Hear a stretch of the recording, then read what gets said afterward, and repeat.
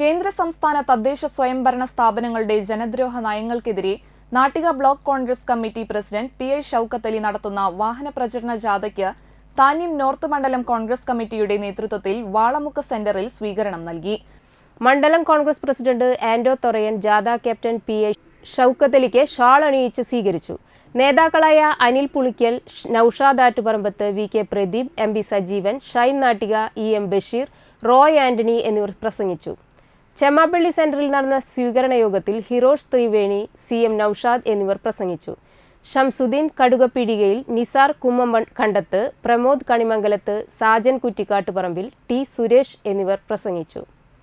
ജലജീവൻ പദ്ധതിയുമായി ബന്ധപ്പെട്ടുകൊണ്ട് വലിയ അഴിമതിയാണ് നമ്മുടെ സംസ്ഥാനത്ത് നടന്നുകൊണ്ടിരിക്കുന്നത്. ജലജീവൻ പദ്ധതിയിൽ കോടിക്കണക്കിന് രൂപയാണ് ഓരോ പഞ്ചായത്തുകളിലും അതുമായി ബന്ധപ്പെട്ടുകൊണ്ട് വാട്ടർ അതോറിറ്റി അടച്ചു വെക്കേണ്ടത്. പക്ഷേ താന്യം പഞ്ചായത്തിൽ ഞാൻ അറിഞ്ഞപ്പോൾ ഇവിടെ പണം കെട്ടിവെച്ചിട്ടില്ല. ഇവിടെ ഏകദേശം 20 കോടി രൂപയോളം താന്യം പഞ്ചായത്തിലെ റോഡുകൾ പൊളിച്ചതുമായി ബന്ധപ്പെട്ടുകൊണ്ട് ഇവിടെ മുൻകൂറായി നമ്മുടെ പഞ്ചായത്തിൽ അടക്കേണ്ടതുണ്ട്.